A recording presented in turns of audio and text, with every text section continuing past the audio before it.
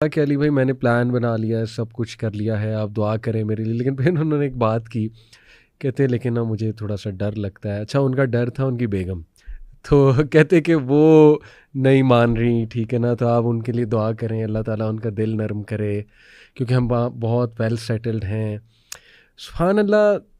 क्या मैंने का क्या हो गया बहनों को, मतलब डोंट दे थिंक कि उन्होंने बुढ़ापे पे जाना है, डोंट दे थिंक कि कल को उनके बच्चों ने बड़ा होना है और शादियां होंगी, तो मकाफात अमल सीधी सी बात अपने है। आप को उस शूज़ में आके ना यस हमेशा देखना चाहिए। यस यस यानी आप जब अपने आप को उनके शूज़ के अंदर लेके आएंगे ना, तब इंसान को एहसास होगा कि अच्छा यार, कल को मेरे साथ भी मैंने भी इस चीज़ के ऊपर पहुंचना है, तो मैं अपने लिए क्या पसंद करूंगा। एग्जैक्टली। हाउएवर मैं एज अ विलन पोर्ट्रे, अल्लाह माफ़ करे, नहीं करना चाहता बहनों को। हो सकता है कोई बैक ऑफ द माइंड कोई चीज़ें हो। जनरली यानी जनरल प्रिंसिपल एक की बात कर जनरल रहे हैं। बात कर रहा हूँ कि थोड़ा दिल नरम करें प्लीज़। इसके लिए हमारे से जो पहला हमने किया था उस पर भी आप, मैं चाहूँगा, रोशनी डालें, जो कायल हो चुके हैं इस चीज़ के। और anything else you want to share? अच्छा, इवन तो ये कन्विंस्ड हैं, ठीक है, ये भी उसी कैंप में आते हैं थोड़ा बहुत है, जो कि फर्स्ट वाला कैंप है, जो कि गिल्ट फील करते हैं। और मैं आपको बताता हूँ कि एक बंदा इवन तो कन्विंस्ड है कि ये बहुत अच्छा पैराडाइम है, ये है उनके लिए, वो है, लेकिन इसके अंदर जो है ना, आप देखेंगे अगर आप गौर करें, जो ओल्ड एज होम्स हैं कईयों के, उनके हालात जो है वो उस तरह के नहीं है जिस तरह के हम एक्सपेक्ट करते हैं। यानी कुछ होंगे जो बहुत अच्छे हैं, वो सारा कुछ है, उसके अंदर काफ़ी अच्छी फैसिलिटीज़ हैं वगैरह वगैरह, और कुछ में भी शायद वो खुद भी प्रेफर करते हो। लेकिन अगर आप देखें, जो वन थिंग जो सबसे ज़्यादा वो मिस करते हैं ना, वो कंपेनियनशिप मिस करते हैं। ठीक है, इंसान है ही क्या, एक कोलेक्टिविस्ट क्रिएचर है, ठीक है। और वो सोशल इंट्रैक्शन सबसे ज़्यादा आपको पता है कब कब इंसान को चाहिए होती है। एक, जब वो बच्चा होता है, जब वो छोटा होता है, तो मतलब यानी माँ या बाप या हर वक्त कोई ना कोई उसके पास हो, वरना वो डर जाएगा। और हम भी क्या ख्याल रखते हैं, ये करते हैं वो करते हैं कि बच्चे के बाद। और जब बंदा बुजुर्गी में चला जाता है ना, तो वो एकदम से एक किस्म का उसी तरह की एक स्टेज पे आता है जिसमें सोशल इंटरेक्शन उसके लिए सबसे वैल्यूबल चीज़ होती है। और वो जो है, आप देखेंगे कि पेरेंट्स का इस तरह का बिहेवियर होता है कि पैसा उन्हें मैटर नहीं कर रहा होता, उनको कंपनी मैटर कर रही होती है, और उस अच्छा, वक्त वो लगाने के लिए भी तैयार होते हैं। एक बात भी ऐड कर दूं कि हम अक्सर ये सोचते हैं, हम सब ही टू बी ऑनेस्ट, और हमारे सोसाइटी के लोग जो पढ़ लिख गए हैं और बड़ा प्रोग्रेस करना चाहते हैं, कि यार ठीक है पेरेंट्स के साथ रहो, लेकिन मेड्स रख दो, नौकर रख दो, हाँ कोई हर्ज नहीं है, ऑब्वियसली हेल्पर चाहिए होता है। लेकिन टू बी ऑनेस्ट उनको ये सोचना चाहिए कि देखें, पेरेंट्स को मेड और हेल्पर्स की ज़रूरत नहीं है ओल्ड एज में। मतलब क्या वो बैठ के मेड के साथ ही बातें करते रहें, क्या वो बैठ के हेल्पर के साथ या ड्राइवर के साथ बातें करते रहें? आप ये चाहते हैं? देखिए, हेल्प करें, हेल्पर रखते हैं, लेकिन बात वो आपसे करना चाहते हैं। बिल्कुल ऐसे ही है। Genuinely they want to spend time with आप यू। यही चीज़ बच्चे के ऊपर भी लगाएं। क्या बच्चा भी चाहता है, बच्चे को सबसे ज़्यादा किसके साथ अफेक्शन होती है, वो माँ की अटेंशन चाह रहा होता है या वो मेड की हाँ अटेंशन चाह रहा होता है? एग्जैक्टली ऐसे ही है। और ये सेम डायनामिक जो है, ये दोनों मतलब इंसान हम की ये उसमें समझते हैं यार नेचर में जॉब है। इज़ डन, हमने हेल्पर रख दिया, हमने उनकी जो है ना वो इंतजामात कर दिए, ड्राइवर रख दिया है, तो बस माई आप जॉब उस इज़ डन। इंसान की एसेंशियल नेचर के अगेंस्ट एक्ट कर रहे हैं, तो आप किस तरह एक्सपेक्ट करते हैं कि ये चीज़ जो है ये कोई बेनिफिट में जाएगी? दूसरा मैं बताऊँ, जो आपको आप बता रहे थे कि कुछ को गिल्ट फील हो रहा था, ठीक है, कि यार पेरेंट्स को मैं छोड़ के गया हूँ, वो गिल्ट क्या मतलब वो ख़त्म हो जाएगा? वो क्या चाह रहे होते हैं कि मुझे ये वाली फीलिंग ना आए। कई दफ़ा छोड़ के चुके होते हैं, सारा कुछ कर भी रहा होता है, और बस वो इस कोशिश में होते हैं कि जो भी फीलिंग रह गई है ना, वो ज़रा ख़त्म हो जाए। और व्हेन ये कौन सा ऐसा पार्ट आ जाता है अपनी लाइफ में कि आप एक बिल्कुल ही कम्प्लीटली इंडिपेंडेंट किस्म के इंसान हो। दूसरा, अगर आप ना शादी के डायनामिक्स को भी अगर आप गौर करें, देखें, जो बंदा एक लड़की को, यानी हमारे कलेक्टिविस्ट कल्चर में जो घर लेके आता है, ठीक है, तो उसके भी जो, चलो पेरेंट्स ने इन्वेस्ट किया होता है, क्या उसका वो बंगला होता है अकेले का, उस लड़के का बंगला होता है क्या, वो अकेले बलबूते पे उसने वो सारा किया होता है? और क्या लड़की ये भी देखे कि वो जहाँ तक पली बढ़ी है, वो किसने किया? वो भी पेरेंट्स नहीं माँ किया। बाप को निकाल तो नहीं सकते यानी ना भाई। वो नहीं, माँ बाप ने वहाँ तक लेके उसे आए हैं, वही माँ बाप जो इसको भी लेके आए हैं, और दोनों का जो है एक डेट बनता है। नहीं, या तो आप इंडिविजुअलिस्टिक कल्चर से आ रहे हो, फिर आप धड़ल्ले से इंडिविजुअलिस्टिक डिमांड्स भी करो। आप कोलेक्टिविस्ट कल्चर से रहे हैं, आपको भी माँ बाप ने पढ़ाया है, लड़के को भी माँ बाप ने 18 साल के बाद ये नहीं कहा कि निकल जाओ यहाँ से, अब अपना करो।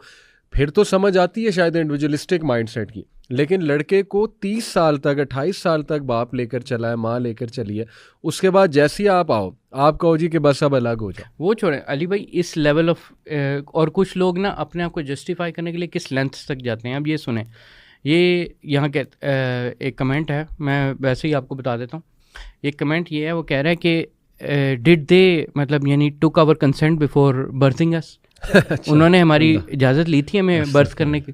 अब अगर हमारी इजाज़त नहीं थी इस पूरे हमारे यानी आने में, तो फिर हमारे ऊपर क्या ऑब्लिगेशन डाल रहे हैं? आपने तो अपनी सेल्फिश रीज़न की वजह से मुझे इस दुनिया में लेके आए हो, ठीक है?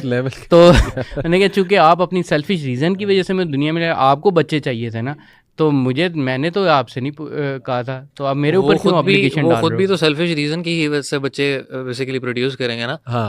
अगर आपने इस चीज़ के ऊपर आके सोचना है। और बड़ी वैसे अजीब सी बात है, आप यहाँ तो वो तरीका बता दें जिस तरीके से आपसे इजाज़त लेनी है, या इसका कोई तरीका है तो बता दें। अब ये जो आप देखें ना, ये माइंडसेट क्या है, कंसेंट एक तो सबसे बड़ा मोरल एंकर है, और अगर वो जी इजाज़त लिए बगैर अगर आपने कर दिया तो आपका क्या राइट है जी मेरे ऊपर ये कहना कि जी मैं आपका ख्याल रखूं। अच्छा, ये मेरे सामने WHO का एक और जो है रिसर्च एंड स्टैटिस्टिक है, chronic loneliness is as deadly as smoking 15 cigarettes a day and it is linked to heart disease, stroke, depression and suicide and Alzheimer's disease. अब ये जो हाइपर इंडिविजुअलिज्म के जो लोग कायल हैं, जो वेस्ट को हर चीज़ में एक मिसाल पेश करते हैं, देखिए हमारा एक जो तबका है ना, अनफॉर्चुनेटली वो इस लेवल का ब्लाइंड फॉलोअर हो चुका है वेस्ट का कि without seeing anything, without doing any critical think, उनकी बाकी हर चीज़ पे क्रिटिकल थिंकिंग की जो है ना निगाह वो चलती है, लेकिन when it comes to waste तो सारे ये औसाफ गायब हो जाते हैं, क्रिटिकल थिंकिंग या क्रिटिक और दूसरे एंगल से देखना। तो they are buying everything that is happening over there. But हमें पता है हाइपर इंडिविजुअलिज्म के नुकसानात और तबाहकुन जो असरात हैं, कुछ अगर आप लोग बताना चाहें, ऐड अली भाई इसमें ना अब हम कोट कर ही रहे हैं, तो कि एक स्टडी मैं बड़ी इंपॉर्टेंट कोट करना चाहता हूँ हमेशा, जो कि ना इस तरह का जब टॉपिक आता है ना उसमें बड़ी एसेंशियल है। वो ये है कि दिस इज़ द लॉन्गेस्ट यानी longest study ever conducted in human history, यानी सबसे लंबी, एंड ये कोई 90 ईयर्स तक पहुँच चुकी हुई है, यानी 90 साल हो गए स्टडी को और अभी तक चल रही है। और ये एसेंशली स्टडी थी ह्यूमन हैप्पीनेस पे, कि व्हाट एक्चुअली में व्हाट आर द पैरामीटर्स जो कि एक मतलब एक अच्छी लाइफ बनाते हैं, एक हैप्पीनेस की लाइफ बनाते हैं। और ये स्टडी हार्वर्ड रिव्यू में भी आ रही है, और बहुत बड़े बड़े साइंटिस्ट हैं, और उसमें कई कुछ बड़े लोग भी इन्वॉल्व थे, जैसे कि JF कैनेडी भी इनिशियली में जब बच्चों उसमें ना उसका हिस्सा था, लेकिन वो फिर निकाल दिया। लेकिन ये क्या है, ये एक लॉन्गिट्यूडनल स्टडी है उनके ऊपर, जिसके अंदर ये डिटेक्ट किया कि थ्रू आउट लाइफ उन्होंने मल्टीपल पैरामीटर देखे कि क्या चीज़ें थी, इनकी इनिशियल कंडीशंस क्या थी, इनके दरमियान वाली कंडीशन क्या थी, इसके एंड ऑफ लाइफ कंडीशन है, कौन जो है वो ज़्यादा लंबा अरसा ज़िंदा रहा है, कौन खुश रहा है, कौन उदास रहा है, वो सारी चीज़ उन्होंने ना आप कह लें कि 90 साल तक जो है वो चल रही है, जब तक वो क्योंकि ज़िंदा है वो है। और कुछ और भी बंदे ऐड हो गए थे, तो थोड़ी इस वजह से उसकी लेंथ है। और इवन मेरे ख्याल से कोई 3rd जनरेशन चल रही है साइंटिस्ट की भी जो इसको फॉलो थ्रू कर रहे हैं। अब चक्कर ये हुआ कि व्हाट इज़ द रिज़ल्ट, यानी अभी तक जो सारी रिज़ल्ट है उन्होंने क्या डिटरमिन किया कि what is the core of happiness क्या है। उन्होंने कहा कि long term commitment and relationships, अच्छे रिलेशनशिप्स, अपने लॉन्ग टर्म रिलेशनशिप्स, जो अपने पेरेंट्स के साथ, जो अपने पार्टनर्स के साथ अच्छी लॉन्ग टर्म कमिटमेंट की है ना, जिसने ज़्यादा इन्वेस्ट किया उस पर, जिस पे टाइम दिया आपस में, उनकी लाइफ एक्सपेक्टेंसी, उनकी ओवरऑल हैप्पीनेस वो ज़्यादा हमेशा रही है।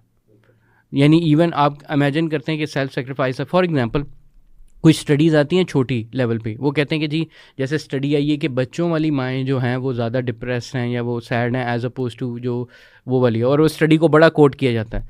लेकिन उसके काउंटर एक्ट में ये वाली स्टडी ज़्यादा इंपॉर्टेंट है और ज़्यादा लंबी, ज़्यादा रोबस्ट है, जो कि बाकायदा कहती है कि देखो ना सिर्फ बच्चों से करना, वो जो रिलेशनशिप वो वक्ती तौर पर तो आपको ज़रा स्ट्रेस होता है, आपका बच्चे का ख्याल रखना होता है, लेकिन ओवर टाइम वो क्या हुआ, वो उनके लिए हैप्पीनेस का ज़रिया बना, वो ज़्यादा सेटिस्फाइड रहे, ठीक है, और उनकी लाइफ भी बहुत लंबी रही।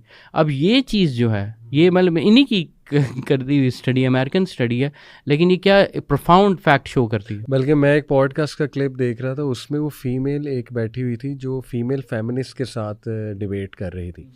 तो वो जो दूसरी थी उसने उसे ये कहा कि इमेजिन करो कि मतलब एक बड़ा ग्रॉस और बड़ा ग्राफिक उसे सीन इमेजिन कराया कि जब एक radical feminist when she is dying तो there is no one around her, मतलब she didn't get married, she chased career to a very hyper क्या कहना चाहिए, बहुत ही वहशी होके या बहुत ही ज़्यादा एक्सट्रीम लेवल पे जाके उसको चेज़ करना, हाइपर इंडिपेंडेंस को चेज़ करना।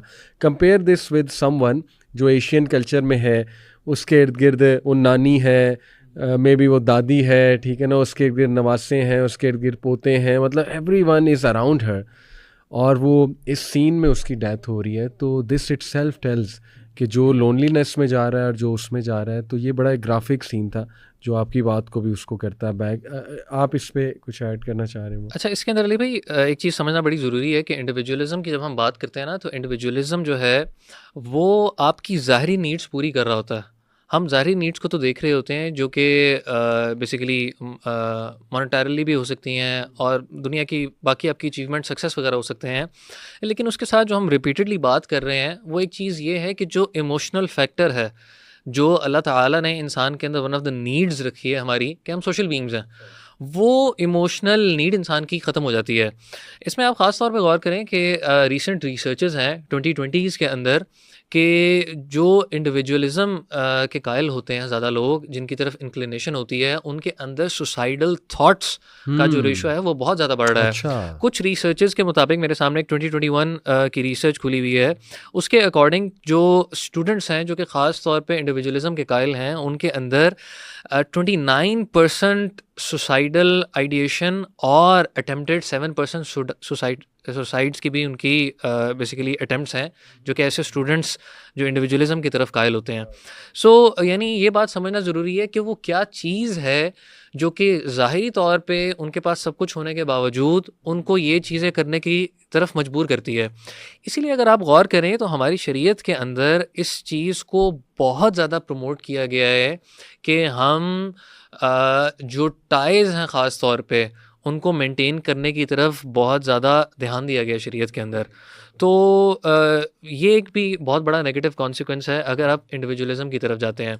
और उससे फिर लेटर ऑन आप ये देखें कि अगर हर बंदा फिर इंडिविजुअलिज़म की तरफ जाने लग जाएगा ना, तो जिन वैल्यूज़ की हम बात करते हैं ना जी, सैक्रिफाइस किसी और के लिए करना, कभी कभी अपनी नीड के ऊपर आप जब दूसरों को एक तरह प्रेफरेंस दे रहे हैं सेक्रीफाइस के अंदर, ये सारी जो मॉरल वैल्यूज़ हैं ये आहिस्ता आहिस्ता फिर ख़त्म होती जाएंगी। ऐसे ही है, इनकी एग्जिस्टेंस ख़त्म हो जाएगी। बिल्कुल ऐसे ही है।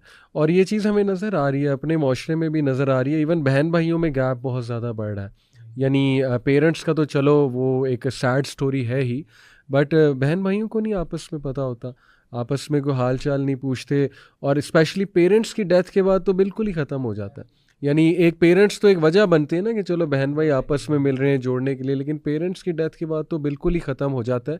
अभी मैं भी, किसी ने मुझे बताया अपनी फैमिली के बारे में कि उनकी मदर हैं, उनको हार्ट अटैक हुआ है और वो यूके से जो है ना आ रही थी, तो बड़ा वो सैड एक मोमेंट था उनके लिए भी। उन्होंने मुझे बताया कि भाई जो हैं वो सारे अपनी अपनी लाइफ्स में लगे हुए हैं और मदर बेचारी, उनको हार्ट स्ट्रोक हुआ है और वो देखने के लिए आ रही हैं। तो मैंने वजह भी पूछी कि ऐसी आखिर क्या वजह है, तो उन्होंने कहा कि असल में ये मदर ने सारी प्रॉपर्टी डिस्ट्रीब्यूट कर दी ड्यूरिंग हर लाइफ। तो ये भी एक, बल्कि इनके बारे में भी था, आयशा के बारे में आपने ही बताया, जो सीनियर एक्ट्रेस थी, कि उन्होंने अपनी लाइफ में चूँकि जायदाद ही सबको दे दी तो फिर बच्चों ने पूछा ही नहीं। तो डज दिस मीन कि जायदाद तो ऑब्वियसली देखे ना जब डेथ होती है, शायद इसीलिए यही हिकमत है इसके पीछे कि अपनी लाइफ में जायदाद नहीं डिस्ट्रीब्यूट करनी चाहिए। हमारे इधर एक बड़ी गलत आम चीज़ है, कॉमन मिसकंसेप्शन है कि ड्यूरिंग लाइफ जो है वो बंदा अपनी विरासत तकसीम कर सकता है। जो विरासत है, इनहेरिटेंस है, उसका कॉन्सेप्ट ही पाया जाता है आफ्टर वंस डेथ, और वो आप खुद से अपनी ज़िंदगी के अंदर डिस्ट्रीब्यूट नहीं कर सकते, क्योंकि reason being you do not know कि आपके इनहेरिटर्स में से आपकी डेथ के टाइम पे कौन कौन लोग ज़िंदा होंगे। मेरे एक फ्रेंड सर्कल ही के अंदर केस हुआ था, बेसिकली उसके दादा थे एंड